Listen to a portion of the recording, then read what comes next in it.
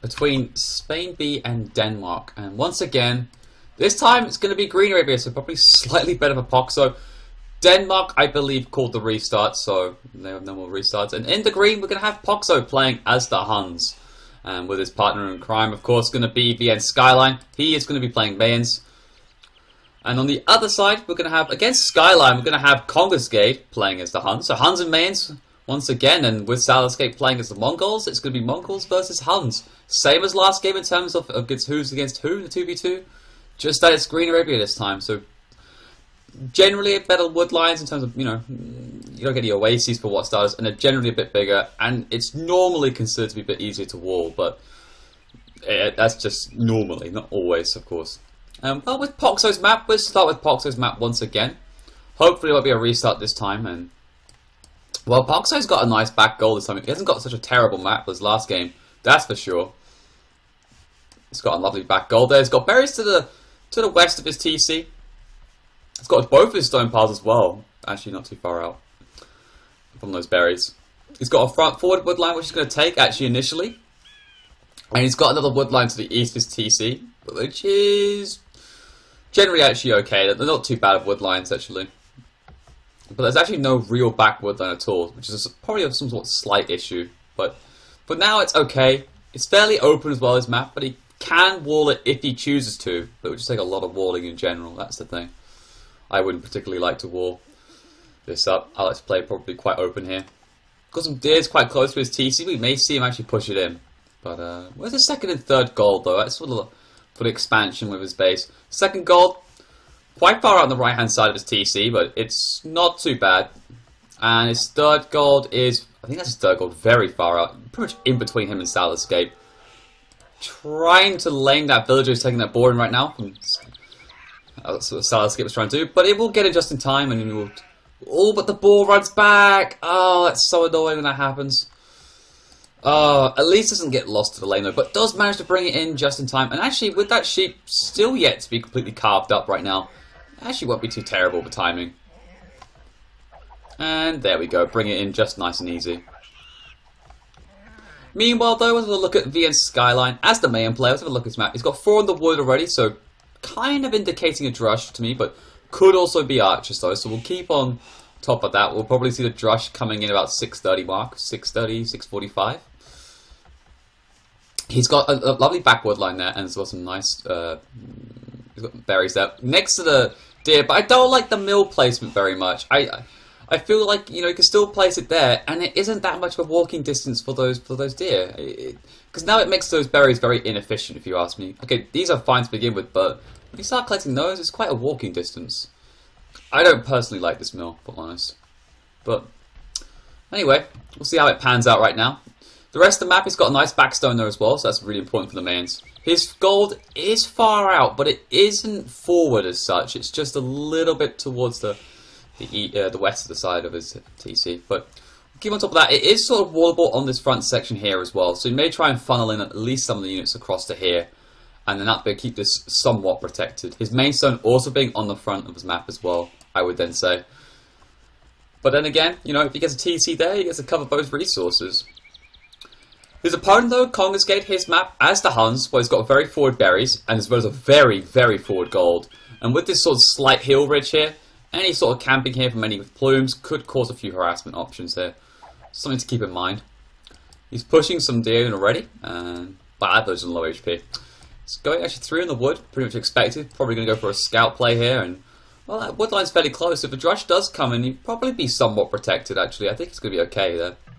He hasn't got really much of a back wood line as such. He's got some back stone to go to, and the rest of his gold is actually to the back of the map. So actually, in the grand scheme of things, his map is pretty good actually. And taking all those deers would be a really nice food boost. And there we go, already up on the way. And he's going to go on 20 pop actually. Same as Salascape. Both players looking to go scouts, looking to go very aggressive early on. Meanwhile though, just to round it all off, let's have a look at Salascape's map. Got 2 on the farms already, and going 20 pop up. Got a fairly forward goal. It's got forward goal, but it's actually fairly close to his TC. So it isn't that bad. It's got a very forward stone though. So but it's just important for Mongols because those castles for later on in game. Woodline to the right hand side, and sort of southern berries, which is actually not too far from his TC again, so alright. Also got a second goal at the back of his map, which is very good, as well as a second stone. Woodlines are okay. I'm not too sure about them. That's okay. Appreciation Society was created by Martinville. I need to get rid of my TeamSpeak. There we go. Disconnected. Sorry guys, I keep forgetting about my TeamSpeak. But yeah, the woodlines are okay. They'll do for now. That's a bit far out, but for now they'll do okay. Maybe just try to put a TC back here later on. We'll see. It's gonna start pushing those deer in though. And there we go. Salescape and Concept both in the feudal age. There we go. Stable being plopped down by both players. And ooh, just a little bit late at their barracks, but it's gonna be okay. It's not terribly late. And here comes those militia. But they're going to be arriving a bit late, 'cause, I mean, that stable will already be up. 3 villagers being put on it. He really wants that stable to be up really quickly, of course. How's he doing on the resources front as well for Congress Gate? Well, I think he's got all the upgrades. He's going to get that horse collar, and well, he's going to manage to make a couple of scouts, but he is going to be slightly struggling here. He's only got 3 on berries. Okay, that's sending 3 more to berries. That's okay now. But I'm not sure he can actually keep up the scout production, just as of yet. Meanwhile though, finally here comes the militia here for Skyline. We'll harass these berries pretty well though, and I think if these got in a little bit earlier, they could have definitely pushed them off quite well, but looks like, oh, could lose 1 villager here if he's not too careful, but nope. Gonna go back and could lose that villager though, does lose it. Oh, the blocking. Wow. What a save. Saved 2 villagers and loses the scout, which isn't nice at all there. Skyline has clicked up though, so it has bought him some time. But he nearly killed 2 villagers, and that would have been such a big win against Congan's Gate. Congan's Gate is struggling to make scouts. As you can see, he's only got 3 scouts out, and he's only just making villagers at the TC one at a time. But as I said, he can't make any more scouts. If he can pick a scout up, that'd be really nice for Skyline, actually. Ooh, can he? Oh, that is just ridiculous. 1 HP. That Spearman doing a good job there, adding some extra DPS and potential tank. So that's well played there. Good play by Kongoski. He's going to go on the counter attack right now. He's going to try and hit what he can. And looks like Skyline's gold is exposed here. He's going to get in very quickly, but I think fortunately enough, Kongoski is going to be taking a little bit too much time to get there. The thing is though, he has bought his left-hand section, but the right's completely exposed. So what he's now going to get is scouts right on his deer, or his woodline, or even both. So what was the point? I don't understand. Why just passing towards there and he would have been completely fine. He can pick up this 1 scout though. He needs to concentrate here. See, if he picked up the 1 scout there, then the 2 scouts don't do as much damage to villagers. He just lost the villager there, and I think that was a bit sloppy if you ask me. He could have picked up that 1 scout. Trying to do some quick houses as well, just to make sure those scouts won't go through the TC so easily. Feudal Age has just been done right now, but I don't think he has the gold to go up with currently for Skyline. He's got loads of food, but so late to gold. Archery range blacksmith. Meanwhile though, let's have a look at the other side. Looks like a few scouts are already out from South, doing a bit of a better job actually than Poxo currently. So showing some good map control from the looks of it. 41 popped to 34 though actually. So actually way behind on the military numbers, but I think that's because of the spearmen. There are a lot of spears coming out for Poxo. Trying to pick at the scout there. The spearmen do a good job actually. I'm going to zone out these scouts particularly well, and we'll allow that archery range to go up pretty soon. But to me it doesn't look like... Oh, there's the rest of Poxo's scouts. Looking to try and raid where they can. Does pick up a villager actually. Sorry I missed that, but that's a good job. Like a fresh corpse as well, so just happened. Gonna go step forward gold now and probably look to go and get the archery range down. So click up the castle edge, finally for being the Skyline. Gonna hit 1826, a bit late if you ask me for mains. You can get a very nice fast Josh FC, but well, he's gonna go up on 29 villages, so at least he can have some decent eco when he hits up. There's 3 scouts trying to do what damage they can, but well, it looks like Congress Gate is going to take matters into his own hands right now. Sending, what, 5 villagers forward. Probably looking to put a tower along here, it looks like. But I think he gets scouted by this, though. Oh. I don't think they... Okay, he definitely just saw that just then. If he just saw that, okay, now he sees the tower as well, throwing out his tower's own, but I think it's a little too late. Lots of scouts here from Kongens Gate. Just gonna zone out these archers. I think both these towers will go up though. I don't think that tower's actually in reach of the gold though, which is interesting. I'm gonna try and bum rush it down. This is not a good idea. Look how many scouts there are. I'm just gonna clean up all those archers and clean up those two villages as well. That was a bit of a poor decision making. Oh wait, no, what? No, yeah, okay. That was a bit weird if you ask me. The tower though will be focusing down these scouts particularly well. There is no... Oh, it's actually just got bloodlines actually. And scale barding armor. I want to go full scouts. Okay.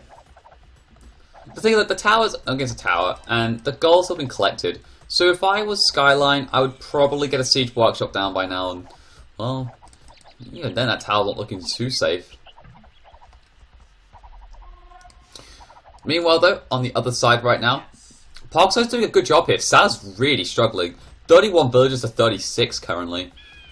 And he definitely got wheelbarrow, so maybe Parkso hasn't got wheelbarrow, but he's getting town watch, so either he's just pretty good at getting his upgrades in, or I don't know.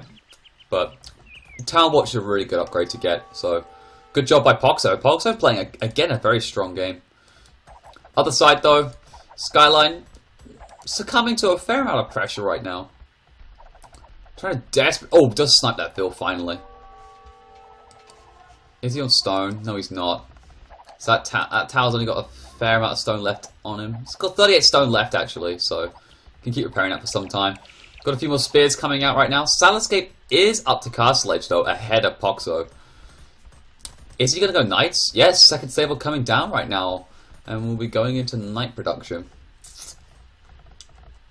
Well, that Woodline's definitely hittable with the Knights, and they can do some good damage there. If Poxo isn't too careful. He has got a lot of skirmish. Oh, that's a lot of skirmishes. And the problem there is the fact that I don't think Poxo's been aggressive enough. He's probably thought, oh, okay, he's going to go into archery ranges, therefore I must make a lot of skirmishes. And that's delayed his own castle time, as well as now making these, this knight strat very viable. Getting chain barding armor. Looks like he wants to go very heavy on the aggression and end it early. Market coming down for Poxo, though. But he hasn't got any gold. Maybe that's his problem. He hasn't got any gold. I don't know. If you ask me, a bit lost there.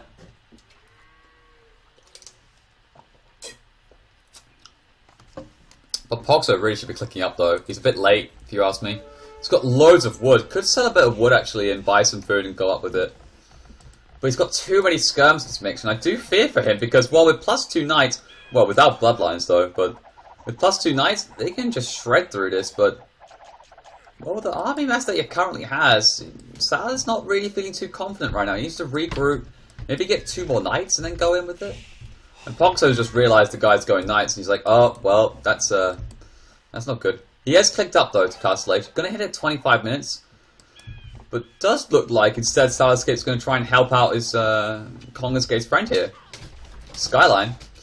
Who's taking a lot of harassment. Finally, Mangonel does come out to try and work out this castle.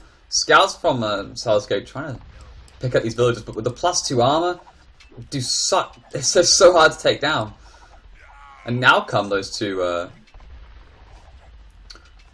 these +2 knights, and they'll work at these skirmishes pretty well. And actually can take out this Mangonel's if he's not careful enough. Ooh, be careful. Kongens Gate's also not clicked up yet. Is he going to be slinging? I do wonder. I don't think he is slinging, but like he's pretty late up.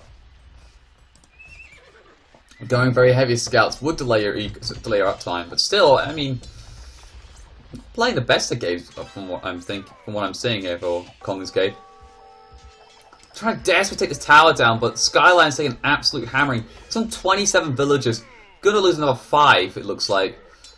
Oh, this is just horrible. I like this from Sad though. He's just like, well, I'm not gonna get much cheese at Poxo. I can just kill Red completely here. Who is so dead right now that his entire woodline's underneath the TC. +2 knights just don't care with the bloodlines now just come in. He needs help from Poxo, or Poxo needs to go and kill Salad. But that tower there will keep some good protection, of course. And there you go, Poxo now in the Castle Age. Gonna get Crossbow, gonna get Bodkin. Probably will look to harass this wood line here if he can. And I think that's what he's going to try and do. Oh, it's just horrible to watch when, like, your eco is just like this. It's just so idle. You just can't do anything with these villagers except just load them up into a TC. Gonna kill that tower now with the scouts, which is nice to see. And Congress Gate is finally up to Castle Age. Gonna hit 27 minutes. Gonna get that second stable down as well. Both players gonna go into full knights. And well, to be honest, you know, Skyline's pretty dead throughout. And what's gonna happen next is, well, lose even more villages at its current rate. Is he gonna try and war villages with how? Just these 6 houses to wall his villagers in. Oh boy. Oh my goodness. Well, he will get those houses up, I guess, but. Oh, and Sar's gonna find a rest. This is. I think this is game. I mean, Skyline just completely Titanic here a little bit. Oh, this is horrible to see.